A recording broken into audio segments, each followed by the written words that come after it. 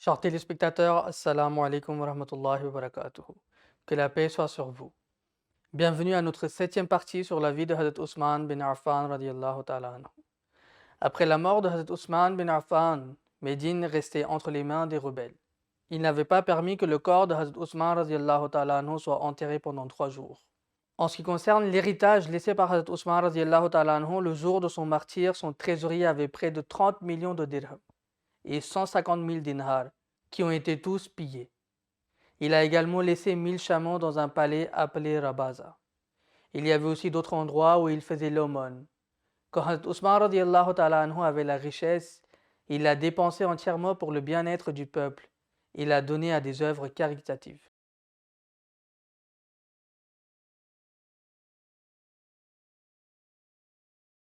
Lorsque le saint prophète sallallahu alayhi wa sallam a décidé d'écrire une lettre au gouverneur de Rome, Hazrat Ousmane bin Affan radiallahu ta'ala anhu a dit que s'il n'y a pas de sceau sur cette lettre, ils ne la liront pas. Sur ce, le saint prophète sallallahu alayhi wa sallam fit fabriquer une bague en argent sur laquelle il était gravé Muhammad Rasulullah.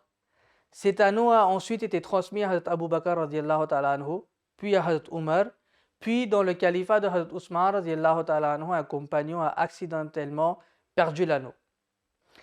Hazrat Ousmane radiallahu ta'ala anhu a présenté une grande récompense à quiconque pourrait la retrouver. Après avoir désespéré de cela, il a ordonné qu'une autre bague soit fabriquée comme la première que Hazrat Ousmane radiallahu ta'ala anhu portait jusqu'à sa disparition.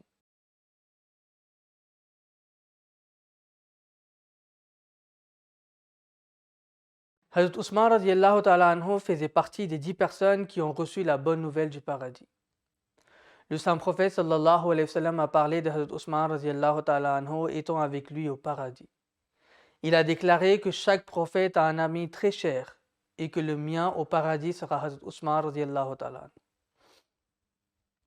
Une fois le saint prophète sallallahu alayhi wa sallam avec un groupe de muhajirin, c'est-à-dire migrants de la Mecque à Médine, dans lequel se trouvaient de nombreux compagnons estimés, le saint prophète sallallahu alayhi wa sallam a dit à chacun de se tenir avec son compagnon, sur lequel il se tenait lui-même à côté de Hazrat Ousmane radiallahu ta'ala anhu, déclarant qu'il était son ami dans cette vie et la suivante.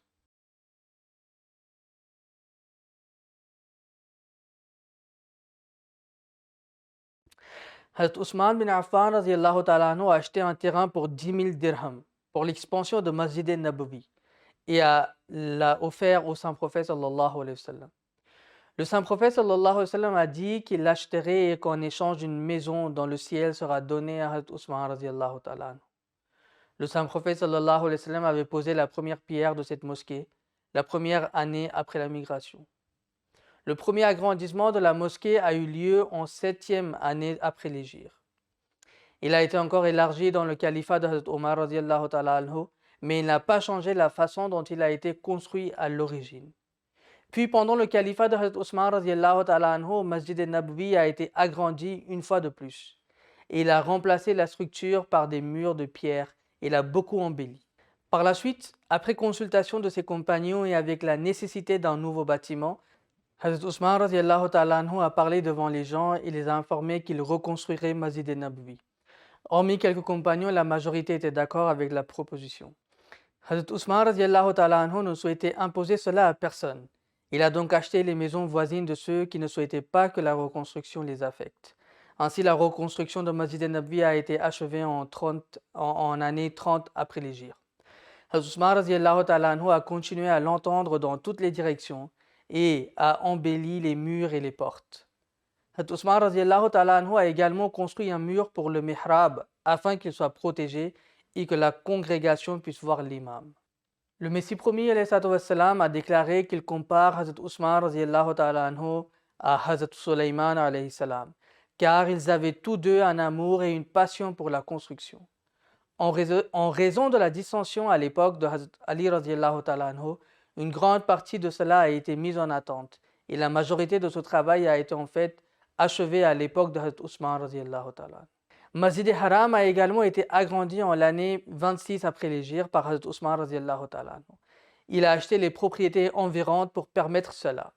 Il a fait tout son possible pour se réconcilier avec eux qui souhaitaient ne pas vendre leur maison et lorsqu'ils ont soulevé une clameur Hazrat Ousmane radiallahu ta'ala anhu leur a dit que c'était uniquement grâce à sa compassion qu'il le faisait. Sinon, il n'avait pas osé le faire. À l'époque de Hazrat Ousmane radiallahu ta'ala anhu, quand on leur a demandé de la même chose,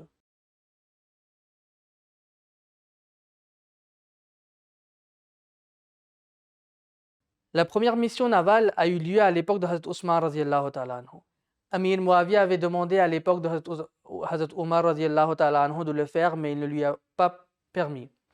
Puis dans le califat de Hazrat Ousmane radiallahu ta'ala anhu, il a demandé une fois de plus la permission et ayant accordé cela, Hazrat Ousmane radiallahu ta'ala anhu l'a averti de ne contraindre personne à participer à une telle bataille et d'aider ceux qui le souhaitaient. Sous la direction d'Abdullah bin Qais Jassi radiallahu ta'ala anhu, 50 batailles ont eu lieu, au cours desquelles aucun des musulmans ne s'est noyé ou n'a été blessé. Chers téléspectateurs, merci de nous avoir suivis et je tiens à vous rappeler que les anecdotes racontées dans nos vidéos sont tirées des sermons du vendredi prononcés par Hazrat Mirza Masroor Ahmad, le 5e calife du Messie. Jazakumullah, assalamu alaikum wa rahmatullahi wa barakatuh.